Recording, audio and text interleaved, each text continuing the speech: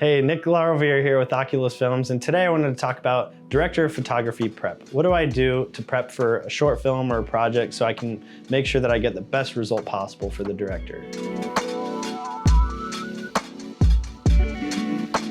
So, the day has almost come and it's time to shoot. So, the next thing that I do right before the shoot is I'm gonna prep all the equipment. I make sure the crew is all good to go, they know where they need to be and when.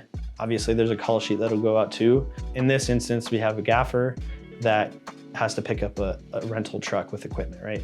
So I make sure he's good to go. Hey, did you already arrange everything? You know what time you need to be there, where you can pull in. I've communicated all that. And then I need to prep my own equipment. One thing that I'll do is I'll prep the camera as much as possible and have it built before I shoot. Sometimes I'll have to break a couple things down just to fit it in a box, you know, for protection, but I don't want to be fiddling around building a camera for like an hour on set. I want to be pretty much ready to put it on a tripod so the director can start to see what things are going to look like. Because I'm going to want to start putting lights up, and you need to have your camera up when you're setting up lights because you need to see what you're actually getting. Duh. We got lenses. So we got a set of Zine Cinema Primes, and I like this set because they're nice and sharp and they have a really nice range.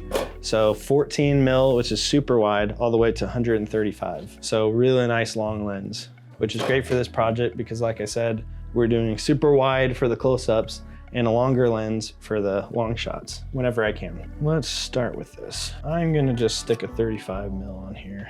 So normally I'd probably leave the lens off when I'm building everything out and I put it on set, but I'm just gonna put it on right now because I've got a filter that I'm putting on. This is a filter we're using. This is a Prism Lens Effects Subtle Dream filter. This wouldn't necessarily be my very first choice if I could pick from anything, but this is a low budget film. So this project is not gonna afford a $550 Tiffin filter that I really want, that I was watching a video about last night. But it will afford this and it gets us, you know, in the neighborhood of the same look.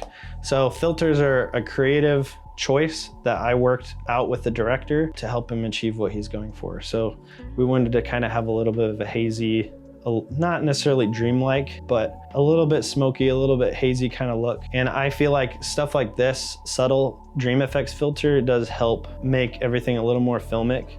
Like it just blooms the highlights a little bit and things that look more like film. So I like to take the digital edge off with stuff like this. So this is actually really important. One of the ways they save money, and these are cheaper, is that they're way thinner. Like if you buy a Tiffin filter like this, it's about twice as thick. But they also cost like 500, 600 bucks brand new. So this thing just sticks on the front of the lens. On these lenses, the body of them is a slightly different, each one. So I won't always be able to use this lens support. I mean, it's good to support the lens if you can. These mounts like Canon and stuff, they tend to be a little looser. You don't want to strain your mounts if at all possible. And I know a lot of people are not going to be shooting on like a red Komodo or something. I just want to say it's really not that important. Like you'll get there eventually. What's important is learning the fundamentals. Like really good lighting will set your project apart from everybody else's. You could shoot on, when I started, we were shooting with a rented Canon 5D Mark II.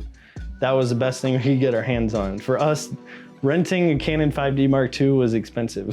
So I still think that project is pretty decent. It was our first paid project. It was a music video. And we did lighting and we rented a cheap little jib and everything. I think it turned out pretty nice. And it was like a good concept, like nice shots, decent lighting. Everything was in focus. Like the most important things, you know, the storytelling was there, but the equipment was not. So.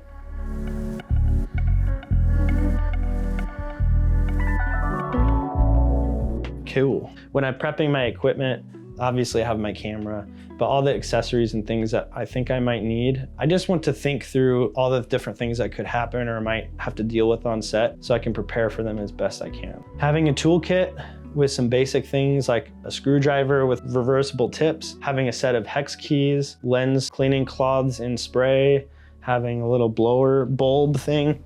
This is my little cleaning kit and I just throw this in my bag anytime I'm gonna shoot. You can never really bring too much. In fact, I bring a whole tool bag when I'm gonna work on set, and no matter what role I'm filling. Like even if I'm just a producer or whatever, having a bag with like a roll of gaff tape, some basic stuff, some gloves, some basic tools, zip ties, band-aids, ibuprofen, stuff like that, it can just be really useful. You never know when you're gonna need that stuff, or you're gonna be, hero is kind of a strong word, but be like, hey, oh, thanks for saving the day. You know, like it needed that piece of tape or needed that ibuprofen. So, or you might need it, especially the ibuprofen. It's never a bad idea to bring your own water. I know sets generally are supposed to provide that sort of thing, but you never know. Sometimes you get on a set and it's 105 degrees and they've not provided water. That's definitely not the situation you want to be in, but it doesn't hurt to be prepared.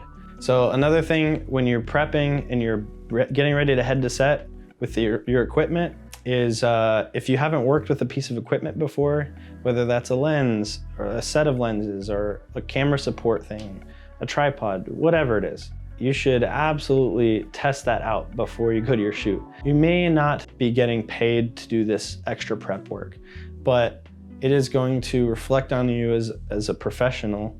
If you get on set and you're trying to assemble a piece of equipment or mess around with something and things don't work right, or something doesn't work at all, or you have to change the plan because you weren't prepared, that's gonna reflect poorly on you, whether you're getting paid 50 bucks or it's free or you're getting paid $1,000. It doesn't matter. If you can do that extra preparation and test the equipment you haven't tried before, become a subject matter expert in that equipment and that camera system and how the menus function and all the different little nuances as much as you can. You might only have a day, so you're not gonna become an expert at a new camera overnight, but you can sure learn a lot. It will reflect well on you and it will help. And it will decrease your stress levels, which is not a small thing. I can get pretty stressed before a shoot. I have a shoot tomorrow, in fact, and I'm kind of stressed out about it. But I know that I know my equipment, I know whatever happens with it, I know how to make it all work. I've prepared. So I may be stressed out, but I'm not freaking out. Having decreased stress going into a shoot is definitely worth the preparation, if nothing else. So once you've done all your prep and you've talked to the director and you've done your shot list and you have prepped your equipment and you're ready to go, all that's left is to drive to set, get there early, and being prepared, you do the best job that you can.